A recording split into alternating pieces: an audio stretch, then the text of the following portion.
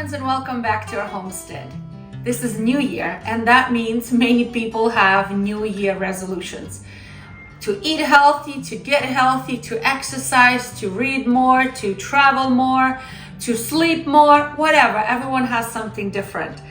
And I want to encourage you guys to get more on the healthy eating journey, okay? Eating healthier foods. So today I'm going to be making a keto version soup, okay, that will be clean keto, meaning it's going to have good nutrients, good fats, good proteins, and plenty of non-starchy vegetables that are very high in fiber, high in mineral and vitamin, but yet not high in carbohydrates. So it's going to be very healthy yet hearty soup that you can serve to your family on a cold January night. So let me show you how I'm going to make it.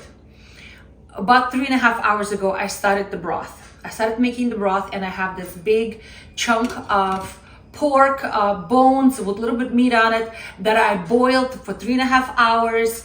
I boiled it first just to remove any kind of foam that's beginning to collect, and then I added my aromatics. And you know my aromatics, I always put the onion peels that I store away, and then some dried herbs, and I put some bay leaf and peppercorns and juniper berries, anything to bring good flavor to my broth. So the broth is ready and it's resting. Okay, I'm going to be using some of it. The rest I will put in the fridge and I'll use it at a later date. But let me show you the ingredients. That's going to be very simple, and I hope everyone has them in their pantry at any time so you can make a good soup for your family. As any soup, I'm going to start with the very important sofrito, or zajarka as we call it. Is an onion, some carrots. You can do some celery and garlic. So those are very important to start with. Okay, then I'm going to be using turnip instead of potato as my root vegetable. They are very low in carbohydrates, yet they're very high in good minerals, vitamins, and fiber. And then you can use a regular white cabbage. In my case, I have a little bit more than just a half of Napa cabbage. And as always, we need to use some sort of nice, delicious herbs. And I have dill, fresh dill. But if you don't have fresh, we can use dried as well. So I'm just putting away aside all of my vegetables because they need to be peeled, okay, and cut into chunks. So I'm going to be just peeling everything. I need to find my peeler. And I'm going to start peeling my vegetables, okay, because we don't want these peels in there, the skins. And it's going to be a very hearty yet keto friendly, very low carb. So it's good for weight loss. It's good to manage your blood sugars, okay? But yet you can hide lots of vegetables and for your kids or for those picky eaters, okay? So that's why I like to do it. I was just reading not too long ago that in my culture, my Slavic culture, my Russian culture, we are very famous for using potatoes, right? However, potatoes are relatively in the scheme of the entire history of the nation, it's actually a new kid on the block. The potatoes were introduced to Russian cuisine back in 1700s. Until then, turnip was the guy. That's what people cooked, and most of the time it was turnip. There are fairy tales, there are stories written for kids, and the main character would be turnip. So I'm just cutting everything, and then I'm going to be cutting everything into little chunks. All right, always save all of your peels for the compost. In our case, we give them to the chickens. They really, really enjoy all of these delicious scraps. Okay, the next step, I need to get ready everything for the soup. And the soup begins with sofrito, or as we call it in my language, zajarka. That means I'm just going to take the peeled onion and I'm going to chop it into little cubes, okay? I don't like to cut into huge cubes because I don't like to bite into big pieces of onion, but a little piece of onion kind of melts away and disappears. So that's all I'm doing. I'm just cutting them into tiny little chunks. That's all I'm doing. And then I'm gonna prepare the carrot and celery.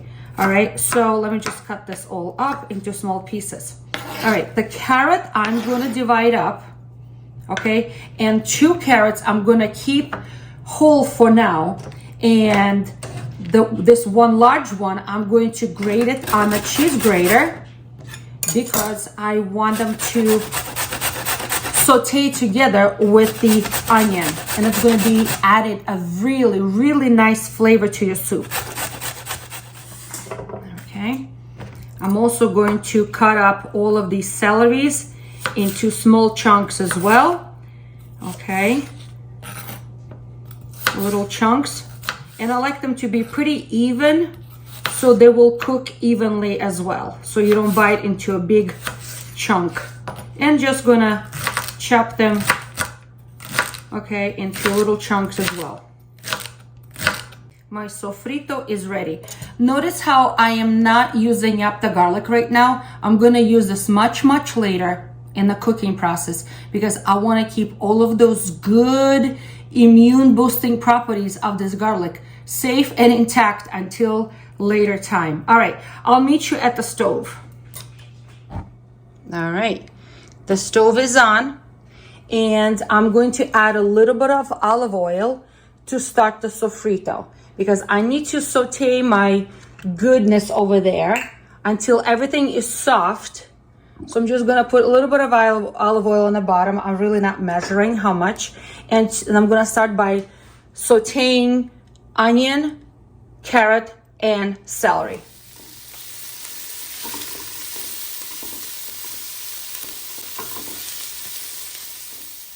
In the meantime, I wanna prepare my other vegetables and I'm just gonna chop them into little cubes. And I like to do them in the little cubes because when you're eating soup, I want this to fit on your spoon comfortably. And they should be pretty even so they are also cooking evenly, all right? So I'm just making small little chunks and I'm gonna chop all of my remaining vegetables. The carrot, the turnip, the cabbage, everything, okay? Except for these guys. Those things are gonna go in the end when I am ready to actually literally almost serve it to my family. Because this is a cold season and I want my family to have every fighting chance against the viruses and colds and flus and everything else. It's very satisfying to cook with good quality vegetables, organic if possible, so you know you are feeding your family very, very good food. All right, so this is nicely all sauteed, and now I'm just gonna add all of my other root vegetables that I chopped up. All right, the Napa cabbage or any cabbage, because it's so soft, it will cook so quick. I'm gonna be adding a little bit later. All right, so this is all here. And now to this, I'm gonna be adding my beautiful broth that I made here. Look at this beautiful color. Absolutely gorgeous color, and the aroma is phenomenal. So it has a little bit of the onion that I saved up, and I throw in here some of the, how do you call them? The dried herbs, the stems of dried herbs, and it has the pepper and juniper berries and bay leaf. Absolutely gorgeous broth, and it's gonna go in here, and this is gonna be the base of my soup. I'm gonna take out this bone, I'm gonna put it in the cutting board, and I'm gonna remove all of the little pieces of meat that are still attached, and I'm gonna shred them, and I'm gonna put them back into the soup. All right. All right, so let this all now come to a boil and begin to cook all of my vegetables together.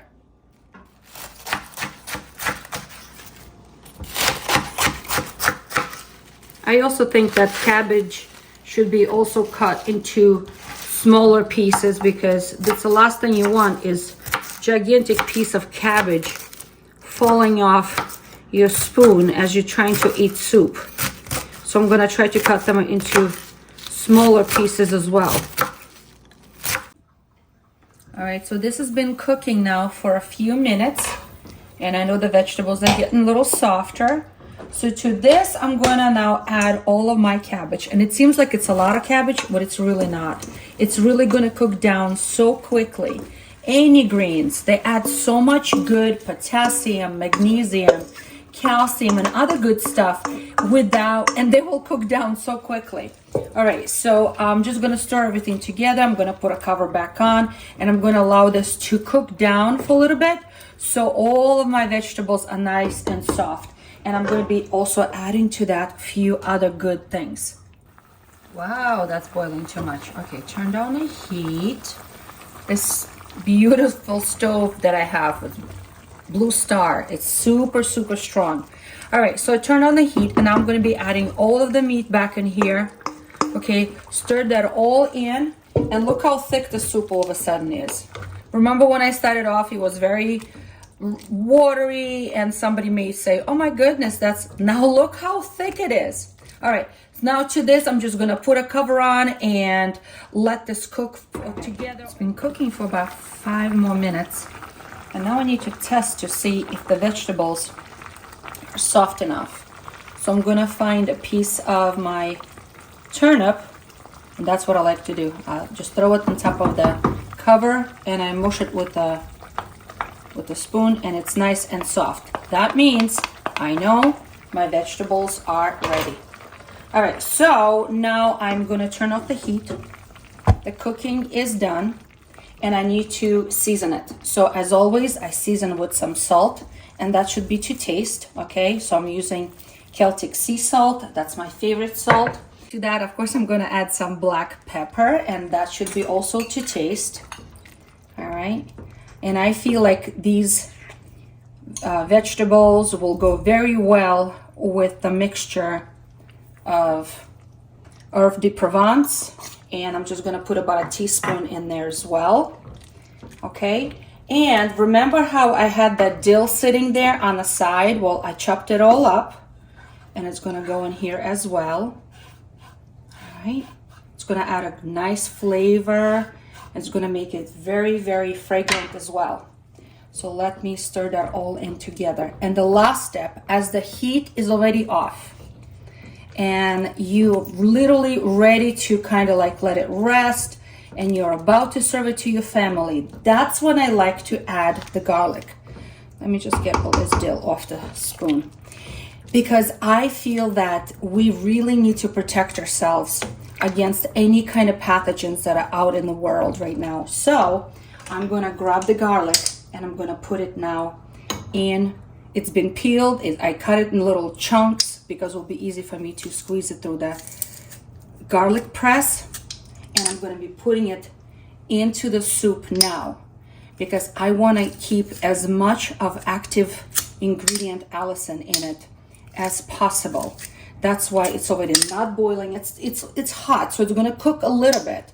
So you're not gonna get that huge raw garlic taste, but you're gonna get a good nutrient of the garlic in your soup, in your food.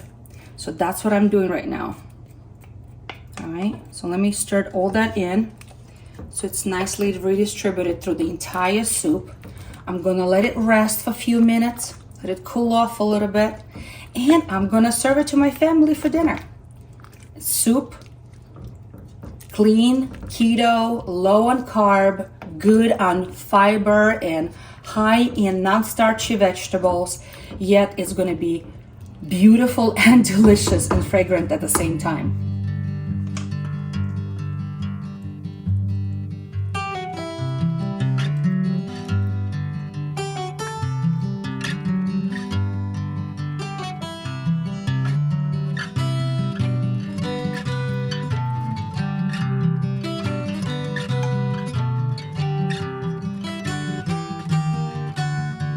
Let's give it a taste. It's still very hot. All right, but I'm just gonna give it a little taste because I wanna know what it tastes like. All right.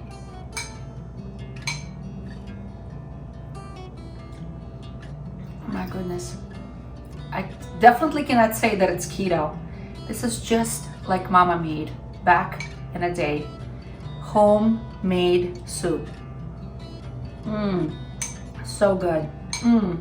I encourage you guys to do that. And garlic at the end. It still has a little bit of garlic flavor to it, but you don't get that raw bite in your face like as if you added to a salad or something. So friends, I hope you are encouraged to go on a health journey. Cook clean, good ingredients, without packages, without any additives, without any preservatives. So friends, be encouraged and try something new.